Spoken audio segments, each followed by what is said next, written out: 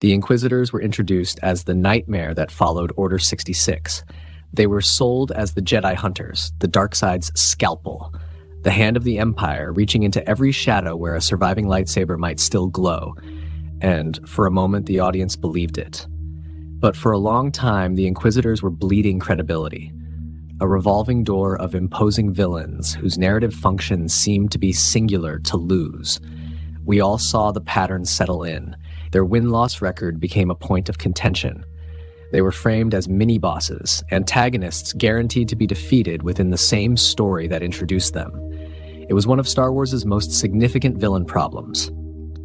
For years, the franchise appeared to misuse them, turning a brilliant concept into a source of fan frustration. But what if their constant defeats were not a narrative failure, but a narrative function?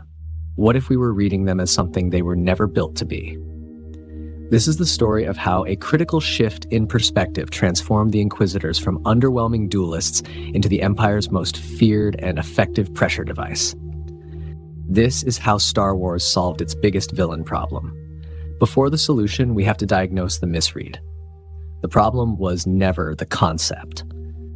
An organization of fallen Jedi and dark side agents tasked by Darth Vader to hunt the survivors of Order 66 is a brilliant addition to the lore.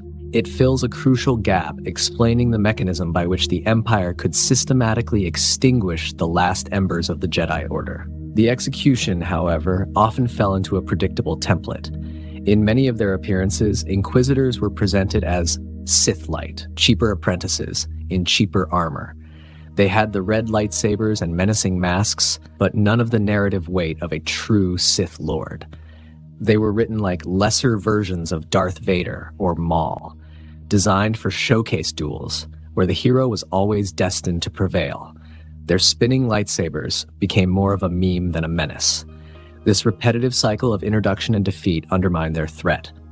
How can you fear an organization whose members have a near-perfect record of being dispatched? The Grand Inquisitor, their supposed leader, was a serious threat for an entire season of Star Wars Rebels before his apparent death in the finale.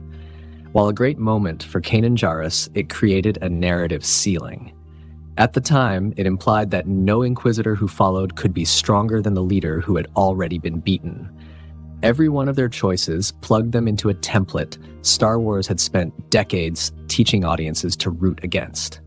They entered dramatically, threatened a lesser-trained Force user, and ignited a blade, only to collapse into the same defeat waiting at the end of every Inquisitor story. Once the pattern was locked in, the fear disappeared. The audience was no longer watching a hunt. They were waiting for the inevitable loss. They felt like wasted potential. The problem was clear. The Inquisitors were broken, not in lore, but in their dramatic function. So, how do you solve a problem like the Inquisitorius? You don't make them stronger. You don't give them more wins. You reframe their entire purpose. This is the subtle genius of the narrative shift that occurred across the canon. It did not try to buff the Inquisitors by making them better duelists. Instead, it repositioned them by clarifying what they were for. The shift begins with one simple, powerful idea. The Inquisitors are not the ultimate problem.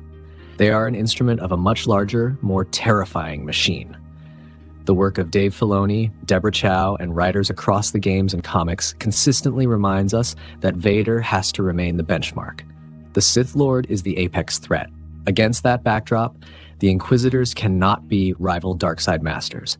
They are, and must be, something else. They are expendable tools. This understanding is crucial because it restores a sense of hierarchy to the Empire's villainy. The Sith are singular, ideological, and personal. Their confrontations are galaxy-altering events. The Inquisitors, by contrast, are numerous, instrumental, and almost administrative. They are not there to replace the Sith. They are there to do the Empire's dirty work. Their real job is not to win glorious duels. It is to make the galaxy smaller for every Jedi survivor. The solution can be understood through three key strategic shifts that transformed the Inquisitors from underwhelming warriors into something far more chilling. First, storytellers across the canon reasserted Vader as the absolute ceiling. This was a project that began as early as Filoni's work on Rebels and was cemented by moments in Rogue One and the Obi-Wan Kenobi series. By consistently rebuilding Vader's menace, the Inquisitors are automatically contextualized as agents of a greater terror. Their own power is secondary to the power they represent. They are a symptom of the disease that is the Empire, but Vader is the disease. Second, and this is the most critical shift, their role was clarified as hunters, not warriors. This is the core of the fix. The terror of a Sith Lord comes from domination and overwhelming power. The terror of an Inquisitor, as reframed in stories like Jedi, Fallen Order, and Kenobi, comes from persistence. It is the dread of being stalked. Their real weapon is attrition. Their goal isn't to defeat a Jedi in a single combat. It is to exhaust them, to isolate them, to force them to use the Force and reveal themselves. They don't need to win every fight. They just need to keep applying pressure until the Jedi makes a mistake. This turns them from a physical threat into a psychological one. They personify the idea that, for a Jedi survivor, there is no safe place in the galaxy. Finally, the canon changed the geography of danger. In less effective portrayals, an Inquisitor arrives like a boss announcing a fight. In the evolved narrative, the danger is already there when the heroes arrive. The Inquisitors control the space. They use Imperial intelligence, command stormtroopers, and turn the environment itself into a weapon. They operate less like mythic Darksiders and more like the Empire's secret police. This grounds them, making them feel like a real and integrated part of the totalitarian regime, not just a random group of Force users. By repositioning the Inquisitors, the storytellers didn't just fix a group of villains. They made the entire Empire more terrifying. This reframing argues that the Empire's greatest strength isn't just its Star Destroyers. It's the systematic, psychological warfare it wages on its enemies. The Inquisitors in this new light are the ultimate expression of that doctrine. They are a pressure device designed to systematically root out dissent and extinguish hope. Their job is not just to kill Jedi, but to make the very act of survival a soul-crushing ordeal. They are the reason survivors like Cal Kestis or Kanan Jarrus can never truly rest. The threat isn't just that an Inquisitor might show up. The threat is that they are always looking. This makes the stories of Jedi survivors infinitely more compelling. The conflict is no longer just about lightsaber combat. It's about the struggle to maintain one's hope in a galaxy that is actively hunting you. This narrative function also explains their high turnover rate in a way that makes sense. They are expendable. Palpatine and Vader would never allow a powerful organization of Force users to become a threat to their own power.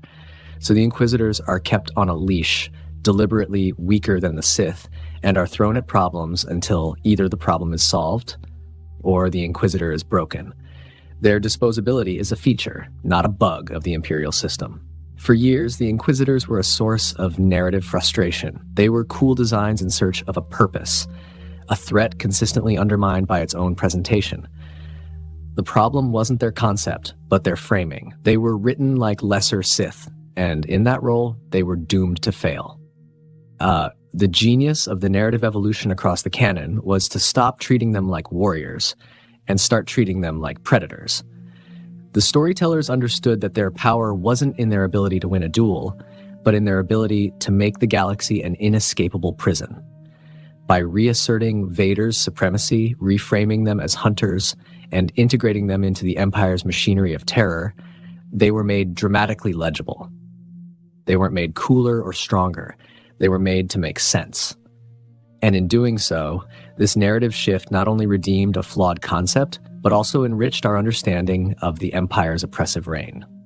The Inquisitors are no longer a punchline. They are a symbol of attrition, a constant, creeping dread that proves that in the age of the Empire, the most dangerous weapon isn't a lightsaber, but the simple, terrifying knowledge that you are being hunted. What is your assessment? Did this narrative evolution across the canon successfully redeem the Inquisitorius? Are there other Star Wars villains that warrant a similar analysis? Offer your thoughts in the comments below. And if you found this analysis valuable, be sure to subscribe for more deep dives into the storycraft of a galaxy far, far away.